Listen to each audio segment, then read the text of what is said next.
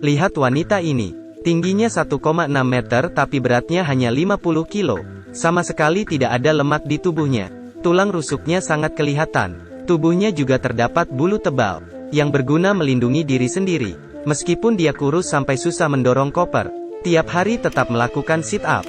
Makan pun lebih heboh. Memasukkan makanan ke mulut dan mengunyah.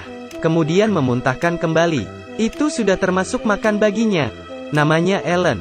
Karena kelebihan diet, menderita anoreksia nervosa. Karena itu dia mengingat semua jumlah kalori makanan, mengaduk makanan di depannya, tetapi tidak memasukkan ke dalam mukut. Tiap hari hanya hidup begini.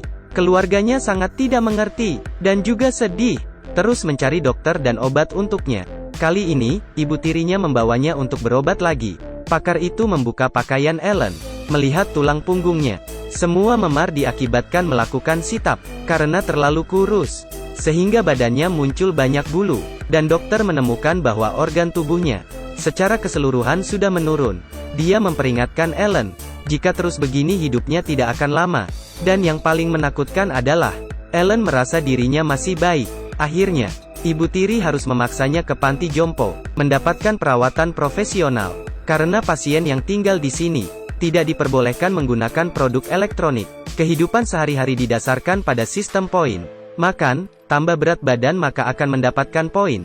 Dan poinnya bisa ditukar dengan waktu bermain di ponsel, atau hak untuk keluar. Sebenarnya ini masih baik. Yang membuat Ellen tidak tahan adalah, makan siang tiap hari. Karena meskipun dia tidak makan, juga harus duduk di meja makan melihat orang lain makan habis. Ellen semakin kurus. Tulang bahunya menonjol keluar. Tetapi melalui timbangan, dia tersenyum, dan berkata, "Ini benar-benar buruk. Penyamaran yang gagal." Suster memperingatkan dia, jika tidak ada lemak, tubuh akan mulai mengkonsumsi organ tubuh Anda. Tetapi dia tidak peduli, karena kurus membuatnya bahagia, dan mulai diet terus. Bahkan bencin dengan makanan, mengaduk-aduk saja sudah selesai. Tetapi saat malam hari semua ngobrol, seorang wanita hamil memberitahu Ellen, setelah hamil dia baru merasa, harus memikirkan orang lain. Sebenarnya Ellen juga tahu, keluarganya sangat perhatian padanya, tetapi dia tidak bisa mengontrol keinginannya menjadi kurus. Bahkan ingin menipiskan lengan seukuran koin. Tetapi yang dia tidak tahu adalah, pasien yang bernama Luke diam-diam memperhatikan dirinya, malah menggunakan poin yang disimpan untuk keluar, ingin mengundang Ellen untuk makan malam. Ellen langsung setuju. Keesokan harinya datang ke restoran bersama, tapi yang disebut makan, yaitu memasukkan makanan ke mulut dan mengunyah, kemudian memuntahkannya ke tisu.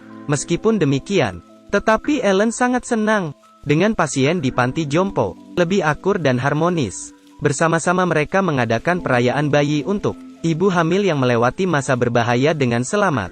Luke juga mengambil kesempatan untuk mengaku cinta pada Ellen. Akhirnya keduanya berpacaran. Hari ini saat makan, Ellen malah membuka sebuah coklat. Ellen membuka sebungkus coklat, dan memotong kecil, kemudian meletakkan dalam mulut, dan mengunyah pelan-pelan. Teman-temannya pun terkejut melihatnya. Melihat Ellen menelannya, mereka lebih terkejut. Dia yang menderita anoreksia, akhirnya mau makan. Tetapi di malam itu, wanita hamil itu karena paksa muntah, membuat bayinya keluar.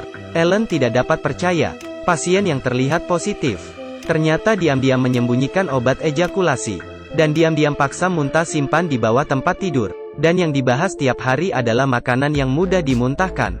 Bahkan Luke pun depresi. Semuanya palsu. Semuanya tetap tidak menyukai makanan, termasuk dirinya sendiri. Dia semakin ingin kurus, bahkan sudah melebihi batas kurus. Hanya tersisa tulang yang dilapisi daging saja. Pakar memberitahunya sehari lagi, dia akan disambungkan alat penambah makanan. Ellen meminta tolong pada pakar, tetapi pakar malah mengatakan, yang dapat menolongmu, hanyalah dirimu sendiri. Ellen pura-pura tidak mengerti, kemudian berlari dari panti jompo, kembali mencari ibu kandungnya. Di rumah kecil pada malam hari, ibunya merasa bersalah. Waktu dia melahirkan dia depresi, sehingga tidak menjaga putrinya dengan baik. Kali ini dia ingin mencoba, sekaligus mengobati dirinya dan Ellen. Dia memeluk Ellen seperti seorang bayi, memberi dia susu beras yang dia buat dengan botol susu, menidurkannya dengan lulabi, mendapatkan kehangatan ibu. Ellen menangis. Malam itu dia memanjat gunung sendirian, akhirnya kelelahan dan pingsan. Ellen duduk di ranting pohon, menampilkan kulit yang sehat. Luke memandangnya. Kamu sangat cantik, apakah kamu tahu? Keduanya berciuman. Kemudian Luke berkata, kamu harus melihat. Ellen memandang ke bawah, dirinya sendiri yang mati kelaparan. Dia terkejut, di tangannya muncul sesuatu. Ellen meletakkan ke mulutnya, dengan susah payah ditelan. Akhirnya dia sadar kembali. Dia mencoba mengecek nadinya. Bersyukur dia masih hidup. Ellen naik ke puncak gunung. Setelah melewati semua ini, akhirnya dia mengerti. Dia memilih untuk memeluk orang yang dia kasihi, dan kembali ke panti jompo, karena kehidupan. Hanya satu kali. Memang semua ingin cantik, tetapi gemuk kurus semuanya cantik. Melepaskan diri dari kesempurnaan dan sayangi diri.